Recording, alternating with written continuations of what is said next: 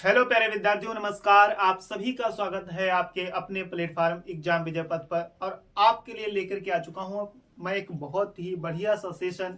और ये सेशन रहने वाला हिंदी का। जैसे कि मैंने आपसे वादा किया था कि आपके लिए रेगुलर क्लासेस जो है शुरू हो गई है, बहुत ही अच्छी तरीके से हम चीजों को करने वाले हैं। और उसमें से हमारा पहला टॉपिक आज जो हमने लिया है वो लिया है वर्णमाला को। प्यारे विद्यार्थियों, आपको बता दूं कि वर्णमाला एक ऐसा टॉपिक है, अगर जहां पर हिंदी आपके कंपटीशन में पूछी जाती है किसी भी एग्जाम में, तो वर्णमाला से क्वेश्चन आपका जरूर आता है। तो यहाँ पर अगर हम बात करें वर्णमाला की, तो उससे पहले, वर्णमाला पढ़ने से पहले मैं आपको थोड़ी सी कुछ बातें बताना चाहूंगा कि जो आपकी हिंदी की क्लास है, आपकी जो हिंदी की क्लास है वो आपकी रहेगी, एक तो सोमवार को रहेगी। आपकी कब रहेगी भैया? एक सोमवार को रहेगी। और उसके अलावा अगर हम बात करें तो दूसरी गुरुवार को रहेगी। कब रहेगी? गुरुवार को। वीक में यानी सप्ताह में आपको 2 दिन क्लासें मिलेंगी। कब? सप्ताह में आपको 2 दिन क्लासें मिलेंगी। कौन कौन से दिन? सोमवार को और गुरुवार को। इसके अलावा जो रीजनिंग की क्लास हो जाएगी वो मंगलवार को हो जाएगी और शुक्रवार को हो जाएगी। और गणित की जो किताब है वो गणित की जो कक्षा रहेगी आपकी वो रहेगी बुधवार को हो जाएगी और शनिवार को हो जाएगी। ठीक है, तो इस तरीके से हम चीजों को बहुत ही अच्छे तरीके से पढ़ने वाले हैं। देखिए, अगर आप बिल्कुल भी कुछ नहीं जानते, बिल्कुल भी आपको हिंदी नहीं आती है, तो एक कॉपी पेन लेकर के बैठ जाया करिए। और इस लेक्चर को, ये नहीं कि आप 2x स्पीड में देख रहे हैं या 3x में देख रहे हैं, देखिए उस तरीके से चीजें समझ में बहुत अच्छे तरीके से आने वाली है नहीं। तो मेरा कहने का मतलब है, आप आराम से सेशन को लीजिए, आपको रेगुलर क्लास मिलेगी। हाँ, आपको ये भी बता दूं कि ये क्लास थोड़ी सी आपकी लेट हो जाएगी, क्योंकि मैंने जो टाइमिंग सेट की है वो 5 से 7 बजे के बीच आपको लेक्चर मिल जाता है। लेकिन आज पहला दिन था, मैं काफी ज्यादा व्यस्त था, इसकी वजह से ये लेक्चर जो है काफी लेट आपका जो है रिकॉर्ड हो रहा है, जिस वजह से थोड़ा सा ये लेक्चर आपको लेट मिल रहा होगा। ठीक है भैया, तो इसलिए उसके लिए क्षमा प्रार्थी हूँ। फिलहाल आपके लिए कंटेंट में कोई भी कंजूसी नहीं है, बहुत ही बढ़िया तरीके से चीजें करने का प्रयास किया गया है। तो चलिए शुरुआत करें आज। तो ये बात आप ध्यान रखेंगे, सोमवार को और गुरुवार को आपको क्लास मिलेगी। ठीक है भैया। तो यहां से अगर हम बात करें वर्णमाला की, देखिए वर्णमाला को पढ़ने से पहले, हमें ये पता होना चाहिए वर्ण किसे कहते हैं। क्या पता होना चाहिए कि वर्ण किसे कहते हैं। तो वर्ण क्या होता है, तो ध्यान रखिए, एक हेडिंग लगा लीजिए, वर्ण। क्या हेडिंग लगाएंगे हम? वर्ण क्या कहते हैं। तो देखिए, वर्ण से क्वेश्चन आते कैसे कैसे हैं। तो एक तो ये होती है वह मूल ध्वनि, होती है जिसके और टुकड़े नहीं हो सकते। क्या कहा मैंने? वह मूल ध्वनि जिसके और टुकड़े नहीं हो सकते। वह मूल ध्वनि जिसके और टुकड़े नहीं हो सकते। जिसके और टुकड़े नहीं हो सकते, ध्यान रखेंगे। और टुकड़े, जिसके और टुकड़े नहीं हो सकते, इस बात को ध्यान रखें, नहीं हो सकते। तो इस बात को हम क्या कहेंगे? इसी चीज को हम क्या कहेंगे? वर्ण कहेंगे। मेन चीज है कि वह मूल ध्वनि, मतलब जैसे आपके मुंह से निकला आ, तो उसके क्या और टुकड़े आप कर सकते हो? नहीं ना। आपने बोला ई, नहीं कर सकते। आपने बोला ओ, उसके टुकड़े नहीं कर सकते। तो इसी चीज को हम क्या कहते हैं? वर्ण कहते हैं। ठीक है, वर्णों के मेल से अक्षर बनते हैं बाद में।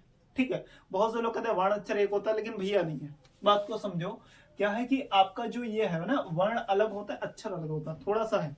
बहुत डीप आप जानेंगे तो इस तरीके से तब आपको चीजें पता लगेंगी। दूसरा क्वेश्चन आपको है, अगर आपसे पूछ रहे कि भाषा की सबसे छोटी इकाई पूछ दे, कौन सी सबसे छोटी इकाई पूछ ली जाए, कौन सी सबसे छोटी कह दे, या आपसे कह दे प्राथमिक, सबसे छोटी या फिर प्राथमिक इकाई बोल दे, तब क्या होगा? तब भी वर्ण ही होगा। भाषा की सबसे छोटी व प्राथमिक इकाई कौन सी होती है? वर्ण ही होती है। इस बात को आप ध्यान रखेंगे। प्रश्न यहां से पूछा जाता है कि वर्ण की सबसे छोटी का मतलब भाषा मतलब किसे कहते हैं? जब हम बोलते हैं वो चीज, तो सबसे छोटी इकाई क्या होती है? किस चीज से शुरुआत करेंगे? क्या हम एक से शब्द बोलते? नहीं। अगर हमने जैसे बोला करण, क्या नाम बोला है? बोला है करण, तो पहले क की आवाज नहीं, क, फिर आ, फिर रा, फिर आ, फिर न, फिर आ। तो इस तरीके से वर्णों के मेल से अक्षर बनते हैं और अक्षरों के मेल से फिर बनता है शब्द। ठीक है भैया, चलिए अब आ जाओ कहां पर? वर्णमाला पे। अब ध्यान आ जाए, इधर आ जाइए आप, कहां पर? वर्णमाला पे। वर्णमाला क्या कहते हैं? बहुत से लोगों को देखा होगा कि वर्णों के समूह को वर्णमाला कहते हैं इकट्ठे, लेकिन नहीं, ऐसा नहीं है। वर्णों के व्यवस्थित समूह को कहते हैं। किसको कहते हैं? वर्णों के वर्णों के व्यवस्थित समूह को कहते हैं। किसको कहते हैं? वर्णों के व्यवस्थित समूह को वर्णमाला कहते हैं भैया। किसको कहते हैं? वर्णों के व्यवस्थित। वर्णों के व्यवस्थित का मतलब क्या होता है कि किसी को व्यवस्थित तरीके से, जैसे आपसे मैं कहूं कि पहले आप जो है सब्जी पका लीजिए, फिर उसको काटिए, फिर छीलिए, है ना, फिर मार्केट से ले, कहेंगे कैसा मास्टर भैया ये तो उल्टे उल्टे बात कर रहा, ये बात गलत होगी ना। तो इस तरीके से नहीं कर सकते। सेम यही तरीका होता है कि क्रम होता है, उस क्रम के आधार पर ही वर्णमाला के अक्षरों को व्यवस्थित किया जाता है। तो वर्णों के व्यवस्थित समूह को, जो वर्ण है उनके व्यवस्थित समूह को हम जो है क्या कहते हैं? वर्णमाला कहते हैं। कैसे व्यवस्थित करते हैं? ये होते हैं इनके उच्चारण स्थान के आधार पर। किसके? उच्चारण स्थान के आधार पर इनको व्यवस्थित किया जाता है। कैसे किया जाता है वो सब आप अपने आप बता देंगे, समझ जाएंगे। जो चीज आज तक आपने किसी पेड कोर्स वाले ने भी आपको ये बात नहीं बताई होगी जो मैं आपको बताने वाला हूँ इस क्लास में, तो लास्ट तक बस रुके रहना, समझ जाना। बहुत काम की, जिंदगी में दोबारा वर्णमाला नहीं पढ़नी पड़ेगी आपको, इस बात को सुनिए। दूसरी चीज अब यहां से देखिए, आपने सामान्य सुना होगा कि वर्णमाला में कितने अक्षर, वर्णमाला में कितने अक्षर, तो कोई 49 बताता, कोई 52 बताता है। लेकिन एक बहुत बड़े विद्वान है कामता प्रसाद गुरु जी, उनके अनुसार पूछ लिया जाता है कि वर्णमाला में जो हमारे हैं वो कितने वर्ण हैं, ये बात पूछ ली जाती है। तो उसमें ध्यान रखेंगे, इसमें लिख लीजिए कामता प्रसाद गुरु जी जो है, कौन है? कामता प्रसाद गुरु जी जो है, उनके अनुसार वर्णों की जो संख्या है, किसकी? वर्णों की जो संख्या है हमारी, किसकी? वर्णों की जो संख्या है भैया वो कितनी है? 43 है। कहना 43 मानी थी, ये तो बहुत गलत बात है। बाकी क्या क्या नहीं माने, तो इन्होंने अलग अलग तरीके से चीजों को माना है। कौन कौन से माने ये समझना। इन्होंने जो स्वर थे, मूल स्वर जो बताए थे, मूल स्वरों की संख्या इन्होंने मानी थी कितनी? 10। कितनी मानी भैया? 10 मानी। कहना फिर क्या माना? फिर इसके बाद में आ जाएगा पंचवर्ग आ जाता है अपना। पंचवर्ग मतलब समझ रहे? का वाले का खा गा घा वहां चा चा ढा टा टा ढा ढा ता था दा धा ना पा फा वा भा मा, ये सब कैसे कहलाते हैं? 5 वर्ग होते हैं, का वर्ग, चा वर्ग, टा वर्ग, ता वर्ग और पा वर्ग। तो इनको हम क्या कहते हैं बच्चा? पंचवर्ग कहते हैं। अब एक वर्ग में 5 अक्षर होते हैं, तो उनको हम क्या कह देते? उनको हम क्या कह देते? पंचवर्ग कहते हैं। तो देखिए 5 एक वर्ग में, एक लाइन में भी, एक पंक्ति में भी कितने होते हैं? 5 होते हैं और 5 वर्ग होते हैं। तो इस तरीके से 25 अक्षर यहाँ पर बन जाते हैं। ठीक है, 10 ये हो जाते हैं। फिर इसके बाद में आ जाते हैं हमारे कौन से? अंतस्थ वाले। कौन से बच्चे आ जाते हैं? अंतस्थ आ जाते हैं। अंतस्थ व्यंजन, इनकी संख्या कितनी होती है? 4 होती है। या, रा, ला, वा। इसके अलावा फिर आ जाते हैं ऊष्म व्यंजन। कौन से व्यंजन? ऊष्म। इनकी संख्या कितनी होती है? इनकी भी होती है कितनी भैया? 4 होती है। ठीक है, अब बताओ आपके हिसाब से कितने हो गए? गिनो, 10 ये और 25 ये, तो 35। 35 और 4 39, और 39 और 4 43। इस तरीके से ये कामता प्रसाद गुरु जी ने माने। लेकिन वर्तमान में अगर हम बात करें, स्वरों की संख्या जो है वह कितनी है? 11 मानी जाती है। कितनी? 11 मानी जाती है। वो 11 कौन कौन से? विवाद किसको लेकर के ये बहुत ज्यादा कंफ्यूजन में रहता है, वो हम आगे भी बात करने वाले हैं। ठीक है, वर्तमान में 11 है। अब छोटी कक्षा में 1 2 3 में पढ़ते तो वहां पर 13 भी बताए जाते हैं। तो उन सब चीजों को हम पूरी तरीके से आगे डिस्कस करने वाले। यहाँ पर एक तो हम केवल पृष्ठभूमि तैयार कर रहे हैं। ठीक है, इसके अलावा जी कामता प्रसाद गुरु जी के अनुसार हो गए 43। इनके अलावा संयुक्त अक्षर होते। कौन से? संयुक्त अक्षर होते भैया। संयुक्त अक्षर कौन से कितने होते हैं? तो उनकी भी संख्या कितनी होती है? 4 होती है। आगत होते हैं, इसके अलावा कितने कहते हैं? आगत। देखिए आगत की मुख्य रूप से बात करें तो संख्या 2 बताई गई है। आगत की मुख्य रूप से 2 बताई गई है। लेकिन आगत कहते उन्हें हैं जो बाहर से आए हुए हैं। क्या है? आगत का मतलब है जो अन्य विदेशी भाषाएं हैं उनके जो अक्षर होते हैं, उनके जो वर्ण होते हैं, उनको हम हिंदी में जब वर्णमाला में प्रयोग करने लगते हैं तो उनको हम क्या कह लेते? या हिंदी भाषा में जब हम प्रयोग करते हैं तो उनको हम आगत कह देते। क्या कह देते? आगत। ध्यान रहेगा। ठीक, इसके अलावा एक और हो जाता है री। एक और क्या हो जाता है जो इसकी हम बात कर रहे थे, इसकी री है ना, ये यही वाली थी। ऋण को लेकर के विवाद रहता है कि अब क्यों विवाद रहता है ये भी समझ लो। ऋण को लेकर कुछ लोग कहते हैं कि ये रा धन ई के मेल से बना हुआ है, तो ये क्या है? ये तो है व्यंजन भैया, ये है व्यंजन, जबकि ये है स्वर। तो इसीलिए काफी लोगों ने इसको माना नहीं है। काफी जो विद्वान हुए हैं उन्होंने इसको क्या नहीं माना, स्वर नहीं माना था। कामता प्रसाद गुरु जी ने नहीं माना था। बाकी कुछ विद्वान उन्होंने कहा नहीं भैया स्वर ही है, तो उसके हिसाब से 11 हो जाते हैं, वैसे 10 होते। अगर आपसे स्पेशली पूछे कामता प्रसाद गुरु जी ने स्वरों की संख्या कितनी बताई, तभी आप बताएंगे 10, अन्यथा 11 ही आप टिक लगाएंगे। क्लियर है? चलिए, इसके अलावा इधर हो गया री हो गया अपना, ठीक। फिर और कौन सा, अयोगवाह बच गए। कौन से, अयोगवाह। अयोगवाह की संख्या, अयोगवाह की संख्या कितनी होती है, वो भी 2 होते हैं, ठीक है।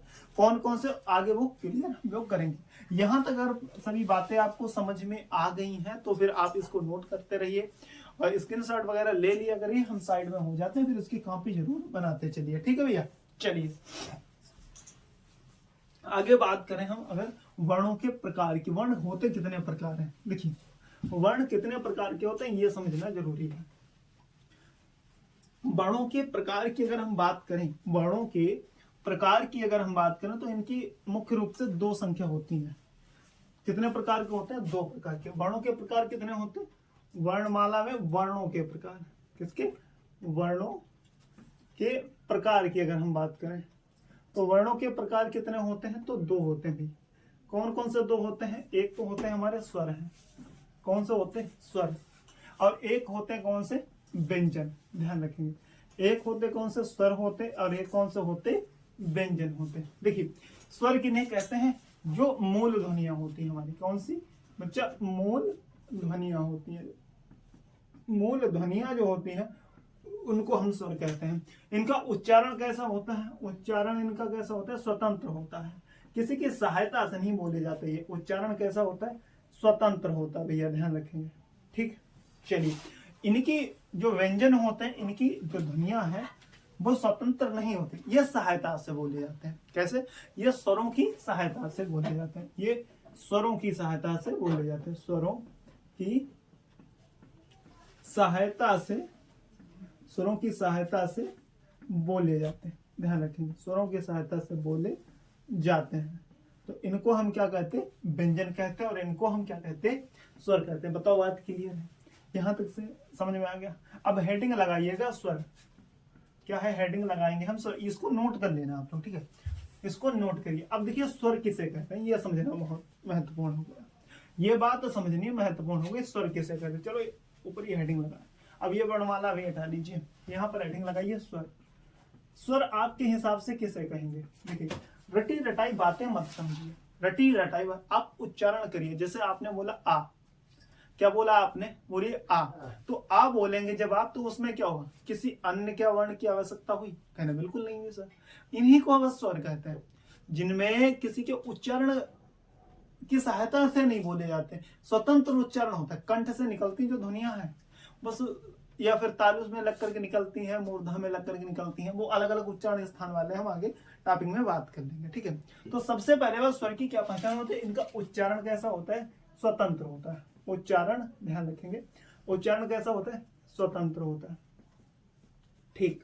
इन्हीं को हम क्या कहते हैं, ये कंठ से उच्चरित होते हैं। कहां से उच्चरित, कहां से होते हैं, कंठ से, कंठ से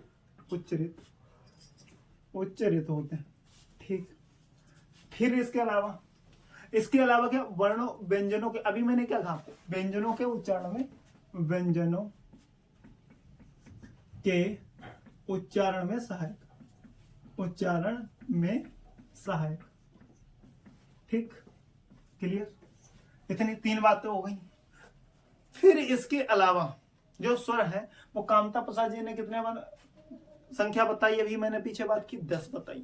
उन्होंने किसको स्वर नहीं माना, तो रे को स्वर नहीं माना, किसको, रे को। अन्य विद्वानों ने रे को स्वर माना, तो इस तरीके से इनकी संख्या कितनी हो गई, 11। इसमें वही बात लिख लेना, कामता प्रसाद गुरु जी के अनुसार पूछी जाए तो कितनी है, 10 है, और अन्यथा अन्य विद्वानों ने, ये किसने, अन्य ने माना, तो उनके अनुसार पूछ ली जाए तो संख्या कितनी हो जाती है, 10 और 1 11। विवाद किसको है, री को लेकर अभी बात की, क्यों है, क्योंकि ये इसमें रा आता है, इसमें अभी पूरी घटना पीछे आपको बता दी, ठीक है। ये क्या है, ये स्वर है, और ये रा जो है ये व्यंजन है, इस वजह से विवाद है। बताओ क्लियर, ठीक। फिर इसके अलावा अगर हम बात करें, इसमें एक बात और आती है, अयोगवाह। अयोगवाह, अयोगवाह अयोग वाह कहते किसे? जैसे आपके कुछ दोस्त ऐसे होंगे जो कहने को दोस्त हैं, कहने को जो दोस्त हैं आपके, और मौका आते ही आपका मतलब अगर कोई आफत आ गई आपके ऊपर और आपने कह दिया कि भैया हमें सहायता चाहिए है, हमें थोड़ी सी दिक्कत है, हमारा ये काम करवा दो कैसे, समझ लो वहां से निकल लेते हैं। मतलब बेकाम के, बिना काम के ऐसे होंगे बहुत सारे दोस्त आपके। तो उन्हीं को उनका नाम रख देना आज से अयोगवाह। मतलब वो योगवाह मतलब जुड़े तो रहते हैं, कहने को तो सर के साथ में रहते हैं। कभी जब निचले स्तर पर देखेंगे तो उनको जैसे नहीं तुम कह रहे हो कि नहीं वो तो बहुत पक्के दोस्त हैं, मौका आते नहीं आते।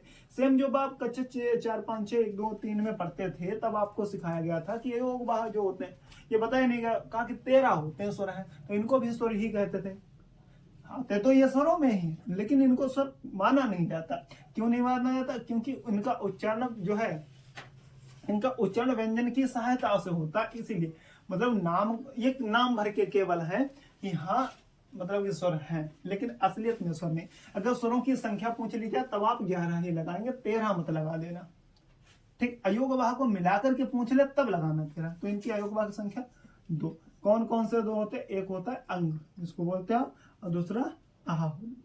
ठीक, एक अंग और इसको आहा। अंग ना कहके इसको कहते हैं अनुस्वार। क्या कहते हैं भैया? अनुस्वार। जबकि इसको क्या कहते हैं? विसर्ग कहते हैं। क्या कहते हैं? विसर्ग कहते हैं। ध्यान रहेगा। ठीक, इसमें ये किसके मेल से बना होता है? आ प्लस ना के मेल से, आ प्लस हा के मेल से, आ प्लस हा के मेल से। तो इस तरीके से देखिए, यहाँ पर व्यंजन है, यहाँ पर आधा ना है, तो इसमें भी व्यंजन आ जाता। तो इसी वजह से इनको स्वर की श्रेणी में हम लोग नहीं रखते हैं। बात क्लियर है? कोई डाउट यहाँ तक हो तो बता दीजिए, आगे बढ़ेंगे। अच्छा, ये अयोगवाह इनको कहा किसने? यहाँ से क्वेश्चन तो नोट कर लेंगे। आचार्य किशोरीदास। कौन है? आचार्य किशोरी दास। ध्यान रखेंगे, आचार्य किशोरी दास ने इनको क्या कहा? अयोगवाह का। बात क्लियर? कोई डाउट यहाँ तक नहीं होना चाहिए। ठीक, अब आ जाएंगे हम स्वरों के भेद पढ़ेंगे। किसके भेद पढ़ेंगे? स्वरों के भेद। देखिए, स्वरों के भेद भी कई तरीके से हम लोग बांटते हैं। कितने? कई तरीके से, 5-6 तरीके से हम बांट करके अलग अलग तरीके से पढ़ते हैं। फिलहाल इतना आप नोट करिए, उसके बाद आगे इसको साफ कर देता हूं, फिर आगे शुरुआत से एकदम बढ़िया तरीके से लिखने वाला है। ठीक, चलिए देखो आगे किस तरीके से हम लोग पढ़ेंगे। हेडिंग लगा लीजिए, कौन सी? स्वरों के भेद। किसके भेद है? स्वरों के। देखिए, है ना सर, स्वरों के भी भेद होते हैं, बिल्कुल होते हैं स्वरों के भेद। आज तुम्हारी बुद्धि के ढक्कन खुलने वाले हैं बढ़िया से, सब समझ में आ जाएगा तुमको कैसे कैसे क्या क्या चीज पूछी जाती है। देखो, एक है उच्चारण में, पहला प्रकार है कि उच्चारण में लगने वाले समय, जो समय लगेगा, उच्चारण आपने बोला उसमें समय है, उसकी मात्रा कितनी समय की मात्रा के आधार पर। टाइप देख लीजिए, मात्रा के आधार पूछ ले, समय के मात्रा के आधार पर एक ही बात है। ठीक है, चलिए कैसे कैसे देखते हैं। तो इसमें पहला जो टाइप हमारा आता है उसको हम कहते हैं हस्व स्वर। क्या कहते हैं? हस्व स्वर कहते हैं बच्चा। देखिए, और हस्व का मतलब होता है, हस्व स्वर, हस्व का मतलब होता है एक मात्रा। तो इनको हम क्या कहते हैं? एक मात्रिक भी कह देते हैं।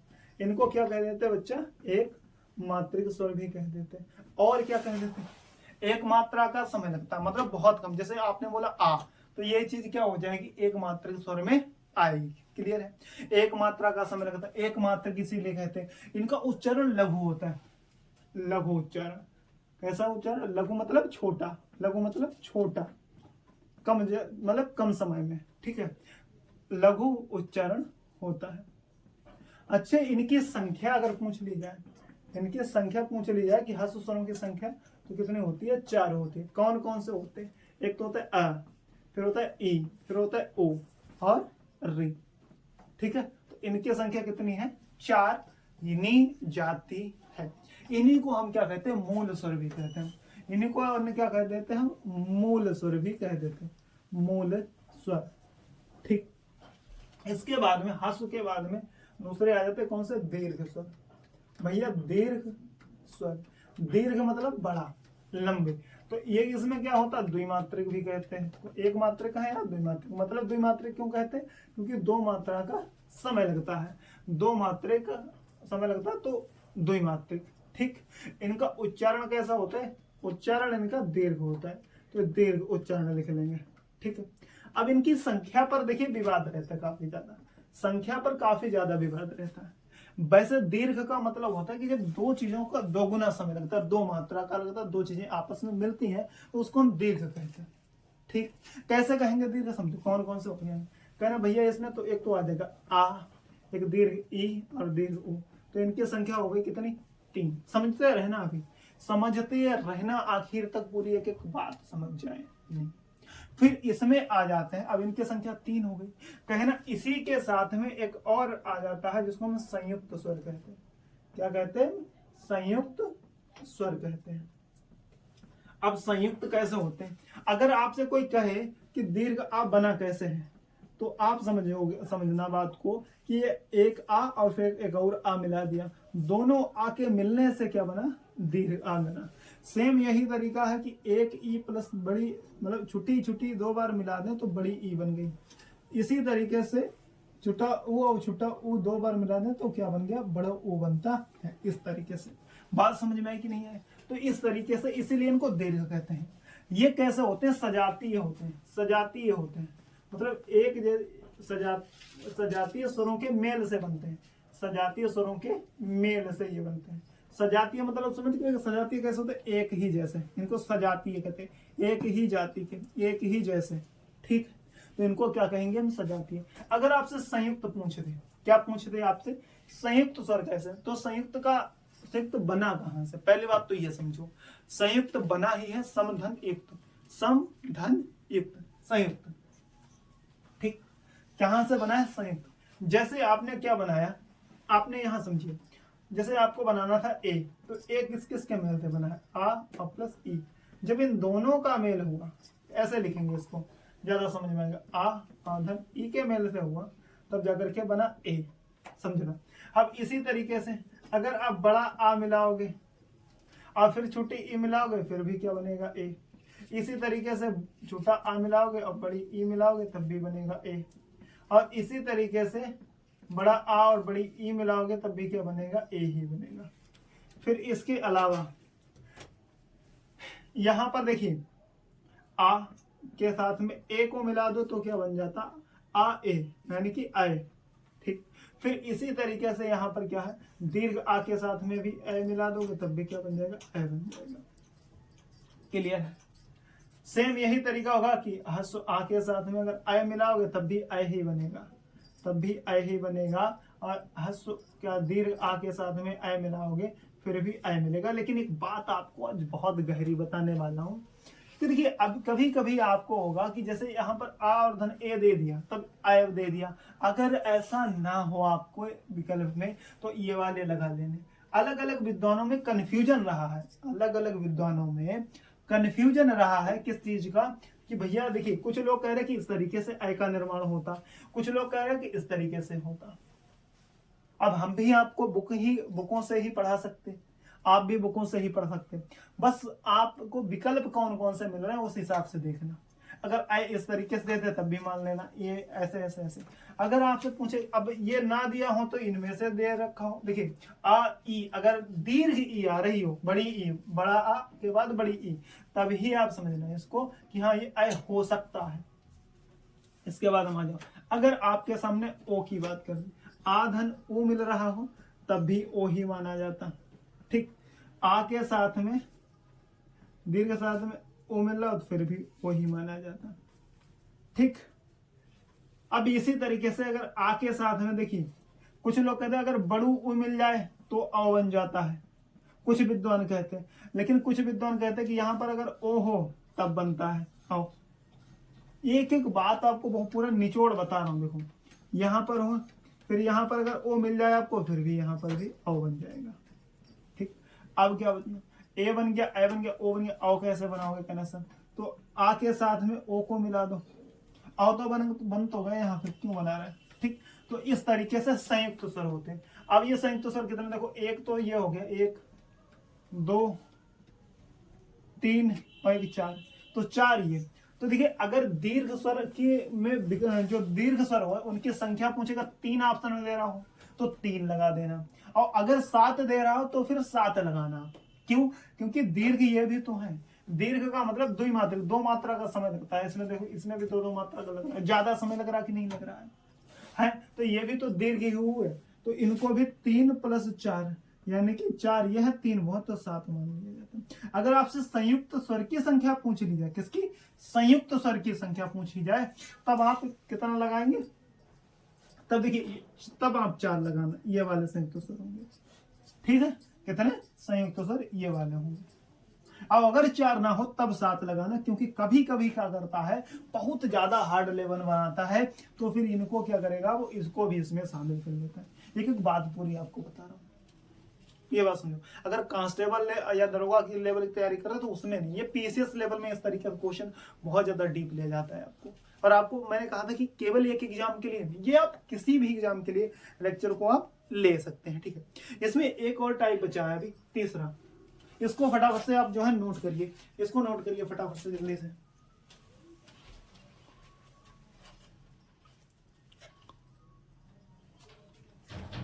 चलिए भाई, नोट हो गया, आगे बढ़िए। इसके बाद में अगर हम बात करें तो एक और आ जाता है जिसको हम प्लुत स्वर कहते हैं। क्या कहते हैं? ह्रस्व हो गए, दीर्घ हो गए, संयुक्त हो गए, और कौन से? प्लुत स्वर होते हैं। समझना, कौन से स्वर हो गए आपके? प्लुत स्वर, प्लुत स्वर, प्लुत स्वर। तीसरा है वो संयुक्त स्वर, जो है आपका वो दीर्घ के ही अंदर आएगा, ध्यान रखेंगे। प्लुत स्वर होता है, इनका उच्चारण क्या होता है? बहुमात्रिक, इनको हम कहते हैं। क्या कह देते हैं इनको हम?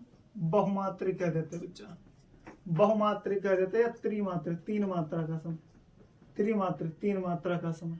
ठीक, बहुमात्रिक या फिर त्रिमात्रिक हम इसको कह देते हैं। अब इनका कभी कभी क्या पूछ लेता, इनका शाब्दिक अर्थ पूछ लेता, किसका? प्लुत स्वर का। तो इसका शाब्दिक अर्थ परिचय पूछा गया है 2 बार। शाब्दिक अर्थ की बात करें तो होता है उछलता हुआ। क्या होता है? उछलता हुआ। उछलता हुआ से तात्पर्य क्या है? इनका उच्चारण होता कैसा? उच्चारण अति दीर्घ होता है। उच्चारण इनका कैसा होता है? अति दीर्घ, बहुत लंबा। जैसे आपने बुलाया किसी को, सुनो ऐसे करके बुलाते नहीं, कहते सुनो ऐसे, तो ये राम ऐसे करके बुलाते हो, करते हो ऐसा करके, करते हो ऐसा करके, तो ये इनका उच्चारण इस तरीके से। दूसरा एक चीज आपसे और पूछना, जैसे कि एकांकी या नाटक में इसका प्रयोग ज्यादा होता है। एकांक नाटक या एकांकी में इसका ज्यादा प्रयोग होता है, ज्यादा प्रयोग होता है। ठीक है, किसका? ध्यान रखेंगे, प्लुत स्वर का। सिंबल कैसा होता है, चिन्ह कैसा होता है? आपने देखा होगा ऐसे करके, ये तो 2 बने होंगे, ये आपको एक ऐसा बना मिल जाएगा। ठीक है, ये क्या है इसका? ये चिन्ह है इसका, किसका? प्लुत स्वर का। ध्यान रहेगा। कोई कंफ्यूजन अगर यहां तक है तो आप बता सकते हैं कमेंट करके, बाकी हम लोग आगे बढ़ेंगे। चलिए, इसको भी नोट कर लीजिएगा जल्दी से, इसको भी जल्दी से आप लोग क्या करिए, नोट कर लीजिएगा फटाफट से। अगर कोई डाउट है तो कमेंट आप लिख दीजिए। चलिए, नोट हो गया भैया, नोट हो गया क्या? चलिए, बहुत बढ़िया, बहुत बढ़िया। अगर मजा आ रहा है सेशन में, ऐसा लग रहा है कि बहुत काम का है, तो एक बार सेशन को सब लोग लाइक कर दीजिएगा, सेशन को सभी लोग लाइक कर दीजिएगा। मजा आ रहा है। और एक बार नोट्स जरूर बनाना, पेपर में मिला लेना। अगर वर्णमाला से अगर क्वेश्चन बाहर चला जाए तो फिर तो भैया दिक्कत वाली बात है। एक दूसरा टाइप लिखिए, जीभा के प्रयोग के आधार पर। किसके? जीभा मतलब जीभ, जीभा मतलब जीभ के प्रयोग के आधार पर, के प्रयोग के आधार पर, प्रयोग के आधार पर कितने प्रकार होंगे? 3 प्रकार होंगे। कौन कौन से? एक होगा अग्रस्वर होते हैं हमारे, कौन से? अग्रस्वर। एक हमारे होते मध्य स्वर, मध्य स्वर। और एक होते पश्च स्वर, पश्च स्वर। ये हो गया पहला, ये दूसरा, और ये की तीसरा। देखिए, यहां पर बात करें अगर अग्र स्वर की, अग्र स्वर कहते हैं किसे, जब आप उच्चारण करेंगे और उच्चारण करते समय आपकी जीभ का ऐसा महसूस हो, आपको प्रतीत हो कि जब आप उच्चारण कर रहे हैं तो आपकी जीभ के अगले हिस्से का प्रयोग हो रहा है, तो उसको जैसे समझो ये तुम्हारी जीभ है ऐसा खतरनाक सी, इसमें अगर इस वाले हिस्से का प्रयोग होता दिखे लग रहा हो तो इसको हम क्या कहेंगे, अग्र स्वर कहेंगे। इस वाले को मध्य वाला, ये मध्य वाला हिस्सा हो गया। इसके अलावा ये कौन सा हो गया हमारा, पश्च वाला। अब कहने आएंगे सर कौन कौन सा इसमें, इसमें आएंगे आप प्रैक्टिकल करके बोलिए। आप बोलिए ई, आप बोलिए ई, फिर बोलिए ई, अगले हिस्से जीभ आपकी कैसे हो गई, ई। देखिए जीभ आपकी ऐसे हो गई यहाँ पर ई, ऐसे करके ये वाले पोर्शन में थोड़ी टेढ़ी हो रही, तो अगले हिस्से का हो रहा, तो इसमें कौन से आ गए, एक तो आ गई आपकी ई, फिर दीर्घ ई, फिर आप बोलिए ऊ ऊ ऊ ऊ ऊ, तब ऊ बोलिए तो क्या ऊ वाले में किसमें लग रहा है, ऊ में कंठ में आवाज आ रही, क्या ऊ होगा, नहीं होगा। बोलिए आ, तो आ में भी ऐसा नहीं हो रहा, फिर किस में हो रहा, बोलिए ए। अब ए और आई इसी में आ जाएंगे, क्यों आ जाएंगे, क्योंकि ए का निर्माण ही तो आ प्लस ई के मेल से हुआ है कि नहीं हुआ है, ठीक है। तो आ प्लस ई से क्या बनता है, ये बनता था, तो जब ई यहां पर आ गई तो जैसी बात आई भी आएगा, क्लियर है, ठीक। मध्य में क्या आ जाएगा, मध्य में आपका इसमें संख्या कितनी हो गई, 4, अग्र स्वर की संख्या कितनी हो गई, 4, मध्य में आएगा आपका आ, क्या आएगा आपका आ जाएगा, क्लियर। मध्य में आपका क्या आ जाएगा, आ जाएगा, ठीक। फिर इसमें और इसके बाद में बाकी जो बचे हुए हैं कौन हो जाए, देखिए ये आ, इसकी संख्या कितनी बचे, कितने बाकी से इसमें एक बचा आपका दीर्घ आ, जिसे बोलते हैं आ। जब आप आ बोलेंगे तो जीभ के पिछले हिस्से का प्रयोग हो रहा है, पश्च स्वर का यहाँ पे, तो फिर ई आ गई सॉरी, फिर एक आप बोलेंगे ऊ, फिर बोले ऊ, री, ए आया हो गया, ओ और आओ, तो ये सब किसमें आ जाएंगे, पश्च स्वर में। इसमें संख्या कितनी हो गई, 3 और 3 6, ठीक, कितने हो गई 6, तो इस तरीके से टोटल कितने हो गए 11, ठीक। ये किसके आधार पर, जीवा के आधार पर, यह जीव के प्रयोग के आधार पर, इस तरीके से आपसे जीवा के आधार पर कह दे या जीव के प्रयोग के आधार पर कह दे, बात एक ही है, ठीक।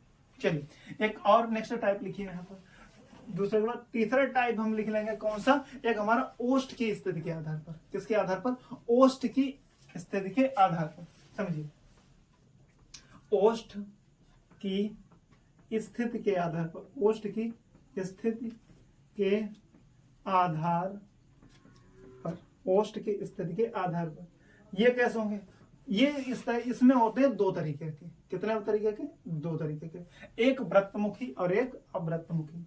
एक कौन से आपके वृत्तमुखी, वृत्त से क्या तात्पर्य है, वृत्त मतलब गोल, सर्किल, ठीक, जिसमें आपका मुख कैसा हो जाए, गोल हो जाए, वो वृत्तमुखी। और जिसमें आपका मुख गोल ऐसा करके गोल ना हो उसे क्या कहेंगे, अवृत्तमुखी, अवृत्तमुखी, ठीक है। अब बताओ किसके किसके उच्चारण होते हैं, आप बोलिए ओ, आप बोलिए ऊ, बोलिए क्या बोलिए, ऊ बोलिए, तो कहना सो ऊ में तो हो जाता है, ऊ में क्या हो जाता है, गोल हो जाता है, फिर ऊ दीर्घ ऊ में भी हो जाता है, ओ बोलिए उसमें भी हो जाता है, औ बोलेंगे आप उसमें भी हो जाता, ठीक।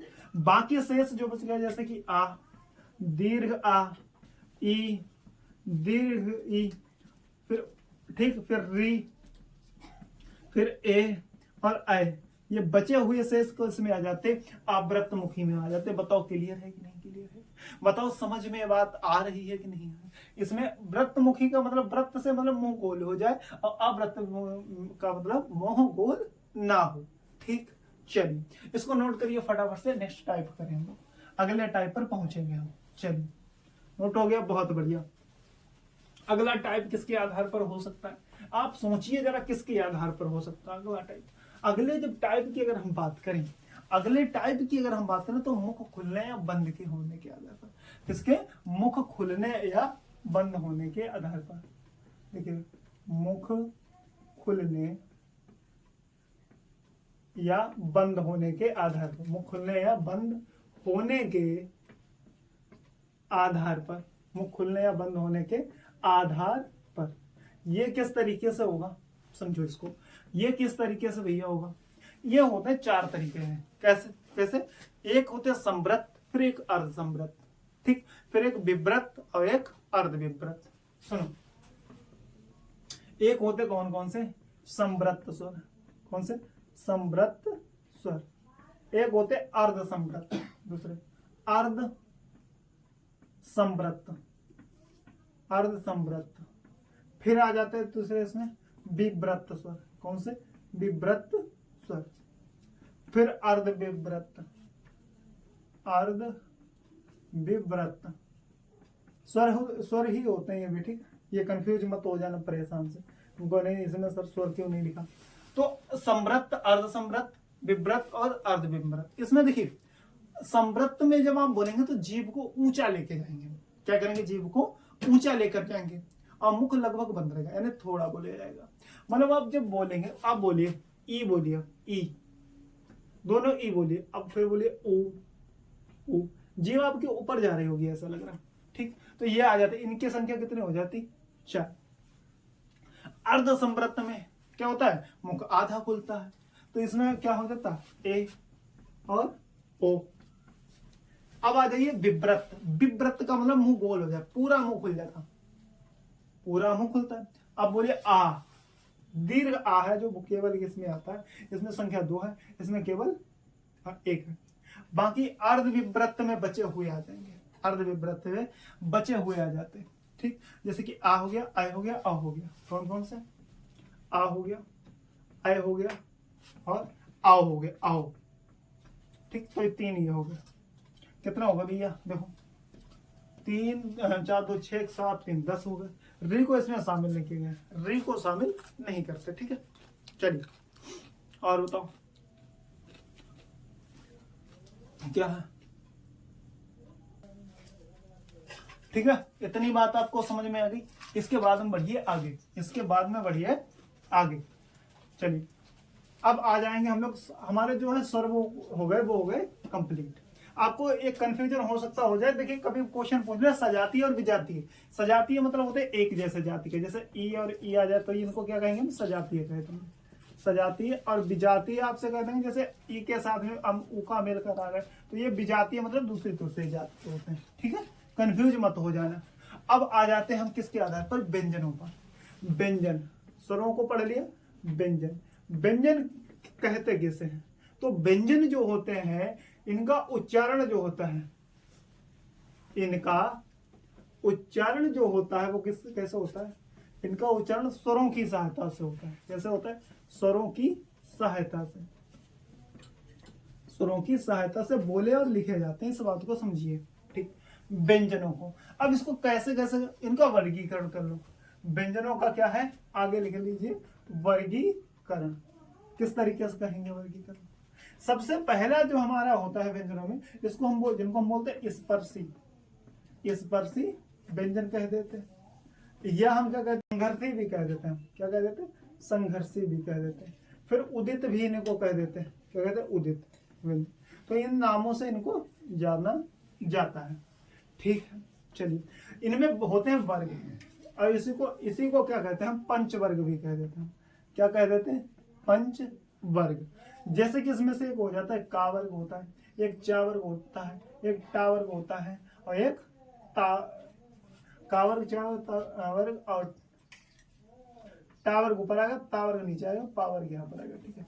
अब इसमें आता है का, खा, गा, घा, और इसको बोलते हैं हम बूंदे यहाँ पर लगी होती, नीचे नहीं, ठीक है। फिर इसमें आएगा चा, छा, जा, झा और या बोलते हैं इसको। फिर टा, ठा, डा, ढा, अड़ा। फिर इसमें आएगा ता, था, दा, धा और ना। फिर इसमें आएगा पा, फा, बा, भा और मा। देखिए अब यहां से समझिए, इसको हम क्या कहते हैं, का वर्ग। का वर्ग, आपसे क्वेश्चन ये पूछ लेगा कि का वर्ग का इनमें से कौन सा अक्षर नहीं है, तो का वर्ग का कौन सा नहीं है, ये हो गया चा वर्ग हो गया। ये वर्ग होते हैं, इनको का वर्ग, चा वर्ग, टा वर्ग, ता वर्ग और पा वर्ग बोलते हैं। समझिए इनका उच्चारण स्थान, आप का, खा, गा, घा का आप उच्चारण करके बोलिए, इनका होता है कंठ, उच्चारण स्थान जो होता है वो क्या होता है, कंठ से इनका उच्चारण स्थान होता है। उच्चारण स्थान, उच्चारण कहाँ से, अब बोले का, यहाँ पे आप उंगली लगाइए, का वाइब्रेशन होता है, तो इसको क्या बोलते हैं, हम कंठ स्वर बोलते हैं।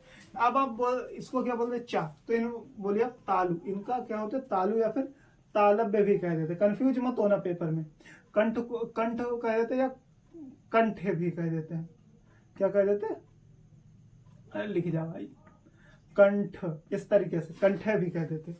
इनको क्या कहते हैं, मूर्धन्य, मूर्धा से इनका उच्चारण होता है मूर्धन्य। अब मूर्धा क्या होती है, देखो जैसे ये तुम्हारा मुंह है, ठीक, ये तुम्हारा ऐसा करके ऊपर का तालु का हिस्सा है, ये ऐसा करके तालु, ये देखिए ये तो हो गया आपका कंठ, क्या हो गया कंठ।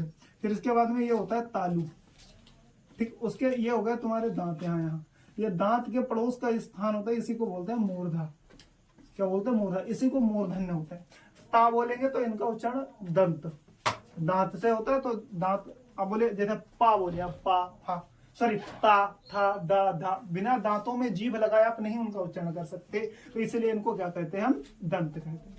पा फा बा भा बोलेंगे तो इनका ओष्ठ होता है, क्या होता है, ओष्ठ। इसके बाद में आ जाते हैं दूसरे नंबर पर हमारे अंतस्थ व्यंजन।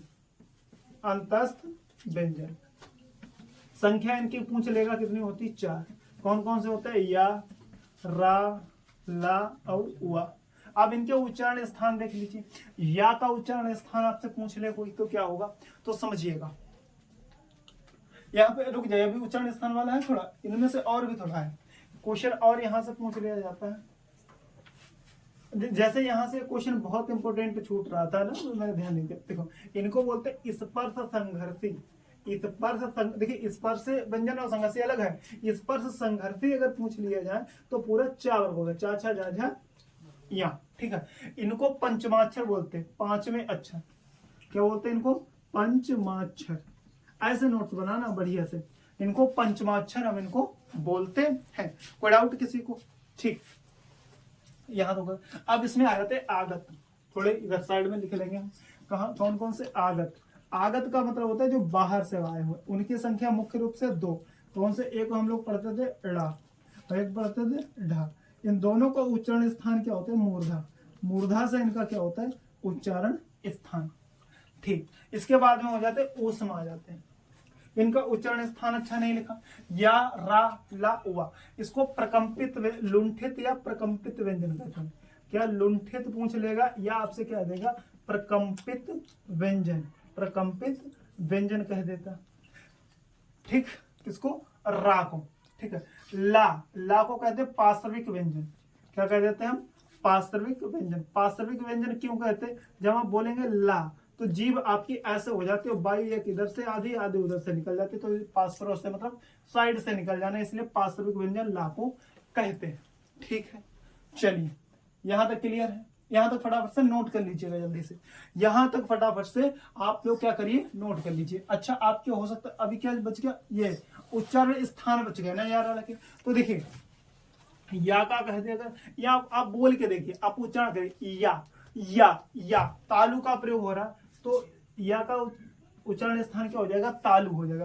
रा बोलिए आप, क्या बोलिए, रा, क्या बोलिए, रा, तो इसका क्या हो जाएगा, मूर्धा हो जाएगा, रा, मूर्धन्य। या मूर्धन्य ना दे तो वर्त से भी हो जाता, वर्त, मसूड़े मतलब वर्त से, ठीक है, वर्त से, एकदम गुचड़म सा हो रहा है, लेकिन ला का अगर पूछ ले आपसे, ला तो इसका पार्श्विक होता है, तो इसे पार्श्व से होता है, मसूड़ों से, ठीक है, ला। इसके अलावा वा, जब आप देखेंगे वा का किससे होता है, तो दंतोष्ठ इसका होता है उच्चारण स्थान, नोट करिए, दंतोष्ठ, दंतोष्ठ है कह दे या दंतोष्ठ एक ही बात है। अब कौन से बचे हैं, ऊष्म वाले बचे हैं और संयुक्त बचे हैं, उनको भी हम लोग कर रहे हैं आगे भी, ठीक है। नोट कर लीजिए, इसका स्क्रीनशॉट लीजिए, नोट्स बना लेना बढ़िया से, थोड़ा मतलब घना ज्यादा हो गया उसके लिए कोई बात नहीं, लेकिन समझ में सब आ रहा होगा। चलिए भाई आगे बात करें अगर हम लोग, तो कहां तक, अंतस्थ हो गए। इसके बाद हम ऊष्म देख लीजिए, ऊष्म व्यंजन किन्हें कहते हैं। देखिए ऊष्म व्यंजन की बात करें, ऊष्म व्यंजन, तो ऊष्म का मतलब क्या होता है, ऊष्मा मतलब मुख से ऊष्मा निकलते, ऊष्मा का मतलब मुख से गर्म वायु निकलना, गर्म वायु, ठीक है। मुख से गर्म वायु निकलती है उन्हीं को ऊष्म व्यंजन हम कहते हैं। जैसे इसमें आ जाते हैं शा, सा और हा। ठीक है, अब ये हो गए कौन कौन से? चार। तीनों सा और हा, इनको हम क्या कहते हैं मेरे भाई? इनको कहते हैं ऊष्म व्यंजन। इनमें से देखिए समझे, ये जो सा होता है इनके उच्चारण स्थान भी हम साथ साथ देखते चल रहे। तो जो पहला वाला सा होता है उसका उच्चारण स्थान क्या होता है? आप बोलिए सा, जैसे सलजम, तो इसमें तालु रखेंगे। क्या रखेंगे? तालु। इसके अलावा ये वाला सा षट्कोण, षट्कोण, तो इसमें किसका प्रयोग हो रहा है? मूर्धा का, तो इसको क्या कह देंगे? मूर्धन्य। अब बोलिए सपेरा, सपेरा, जब आप सपेरा बोलेंगे तो इसमें किसका होगा? दंत का, दंत। ठीक। अब हा, जब आप हा बोलेंगे तो इसका उच्चारण स्थान कहां से? कंठ से है। और इसी को हम क्या कहते हैं भैया? काकल्य वर्ण भी कहते हैं। हम क्या कहते हैं मेरे भाई? काकल्य वर्ण भी कहते हैं। आपसे पूछ लिया जाएगा काकल्य वर्ण किसे कहते हैं। ठीक है, चलिए इसके बाद हम आ जाते हैं संयुक्त व्यंजन। कौन कौन से भाई मेरे? संयुक्त व्यंजन। संयुक्त का मतलब क्या होता है? समधनयुक्त, दो चीजों से मिलकर बना होता है। तो एक तो आता है इसमें छा, एक आता है आपका त्रा, एक आता है ज्ञा और एक आता है स्रा। तो इनकी संख्या भी कितनी होती है? चार होती है। ये किस किसके मेल से बनता है? का और धन, आधा का और धन सा के मेल से। त्रा आधा ता और धन रा के मेल से। इसके अलावा ज्ञा, ये जो आधा जा, ज्या और धन या, ज्या, और फिर स्रा आधा सा और रा के मेल से, इस तरीके से बनता है। अब देखिए इसका उच्चारण स्थान कंठ, और इसका क्या बताया था अभी? इसका क्या बताया? देखिए मूर्धन। तो ये हो जाता है कंठ मूर्धन। क्या हो जाता है? कंठ मूर्धन। उच्चारण स्थान भी साथ में। अभी हमारे स्वरों के उच्चारण स्थान छूटे, उनको अलग से हम कर लेंगे। ठीक, ये किसका? ता, दंत। और रा क्या है? रा का उच्चारण स्थान क्या था? अभी आपने पीछे लिखा मूर्धन्य था, तो ये क्या हो जाएगा? दंत मूर्धन्य। उच्चारण स्थान क्या था? जा, तालु, ये भी तालु। तो ये दोनों मिलकर के क्या बना देंगे? इसका उच्चारण स्थान तालु हो जाएगा। यहाँ पर सा का उच्चारण स्थान क्या होता है? तालु होता है। रा का क्या होता है? मूर्धा यानी मूर्धन्य। तो इस तरीके से दोनों का मेल तालु और मूर्धन्य हो जाएगा। ये तो हो गए संयुक्त। कौन से हो गए मेरे भाई? ये संयुक्त हो गए। अभी द्विगुण की हम बात कर रहे थे। पीछे मैंने बताया था कि जो द्विगुण व्यंजन होता है, द्विगुण व्यंजन किसको कहा जाता है?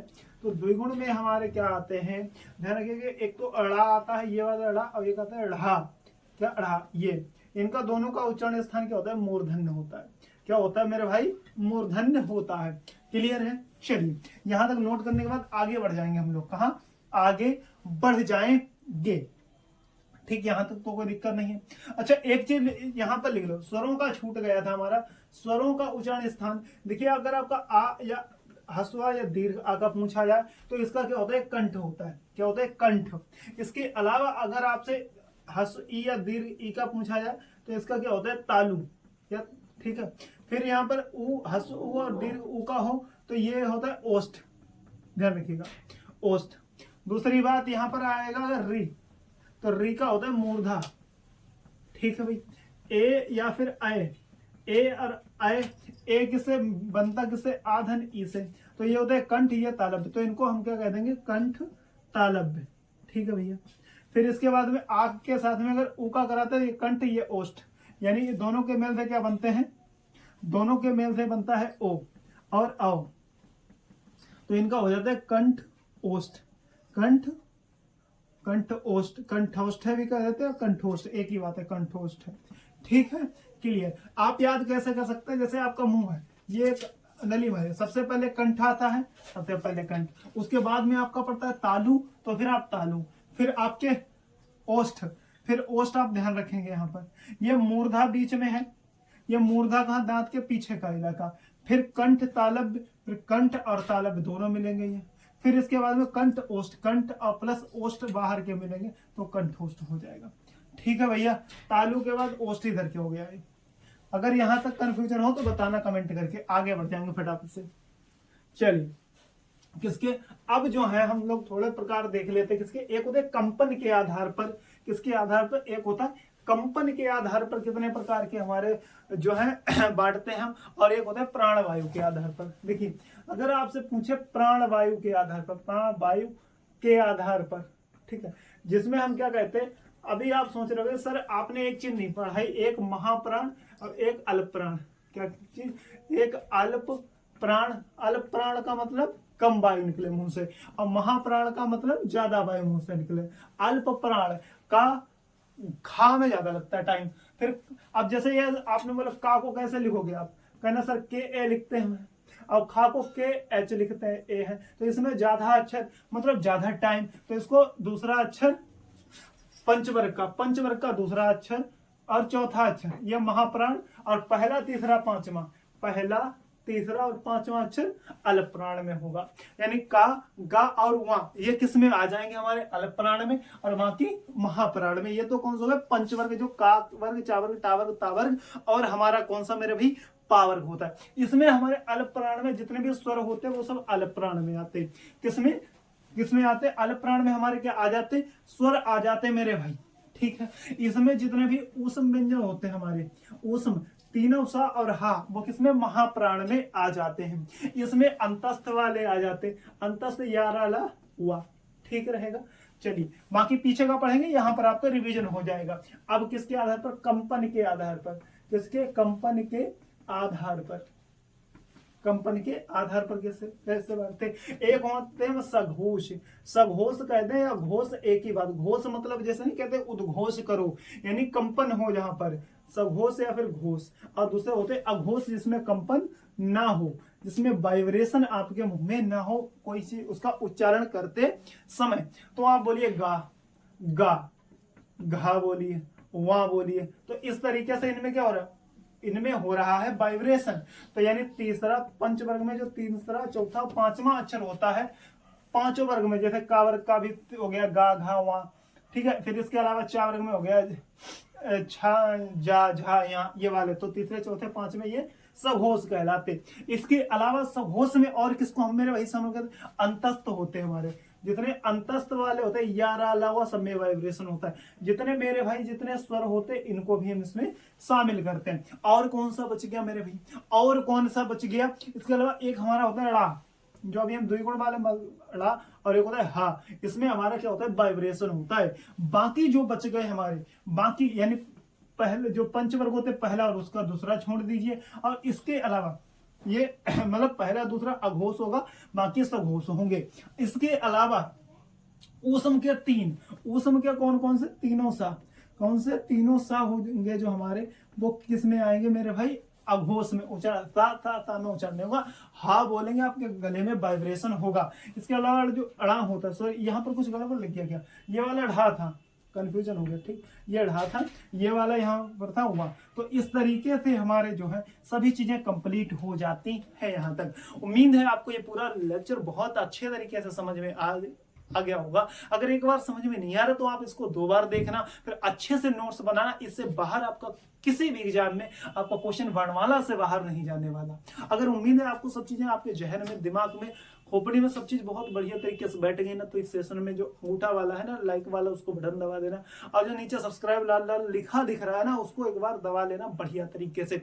और हाँ, जो एक एरो वाला है यानी शेयर वाला बटन है, उसमें अपने दोस्त रिश्तेदार सबको पहुंचा दो इस क्लास को। एकदम पेड क्लास से भी VIP क्लास, इसमें बहुत मेहनत है, 4-5 किताबों का संकलन होता है इसमें, पढ़ने के बाद बहुत अच्छी तरीके से कंटेंट को तैयार किया जाता है। ठीक है भैया, अगर कोई दिक्कत, चिंता, समस्या हो उसको कमेंट बॉक्स में लिख देना। मिलेंगे एक नए लेक्चर में, जब तक के लिए आप सभी को जय हिंद।